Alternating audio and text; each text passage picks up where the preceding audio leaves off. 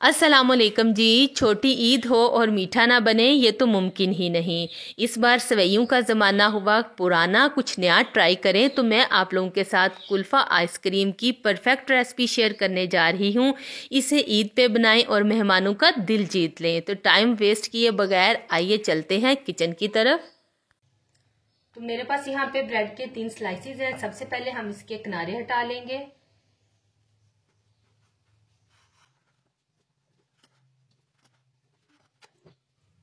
इनसे हम bread crumbs बना लेंगे। अब मैं ब्रेड के स्लाइसेस को छोटे छोटे पीसीज में कट कर लूंगी।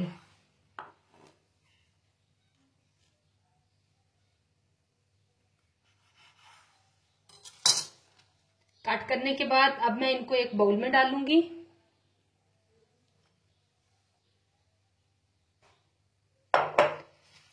इसके बाद अब मेरे पास है मैरी बिस्किट 8 से 10 अदद।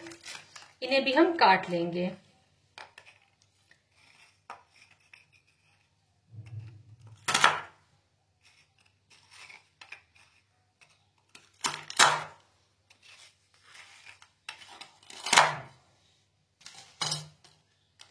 बिस्किट्स को मैंने कट कर लिया है। अब हम इनको भी इसी बाउल में डाल देंगे।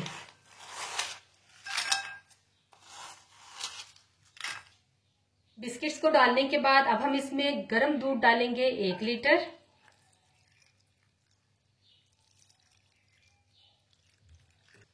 दूध डालने के बाद हम इसमें ऐड करेंगे कंडेंस मिल्क।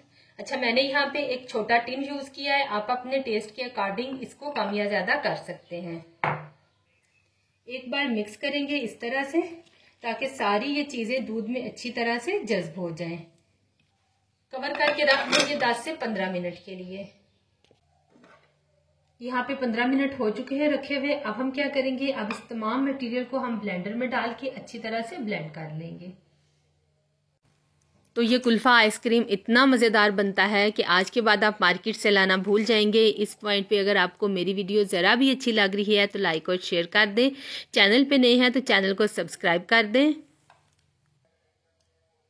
तो ये देखिए, यहाँ पे हमने इसको ब्लेंड कर लिया और ये स्मूथ सा मटेरियल बन के हमारे पास आ गया है। ये देखिए, इसकी कंसिस्टेंसी ज़रा चेक करें।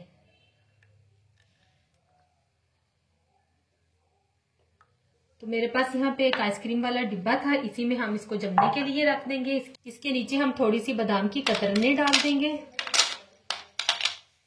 अब हम इसके ऊपर सारा मटेरियल डाल देंगे।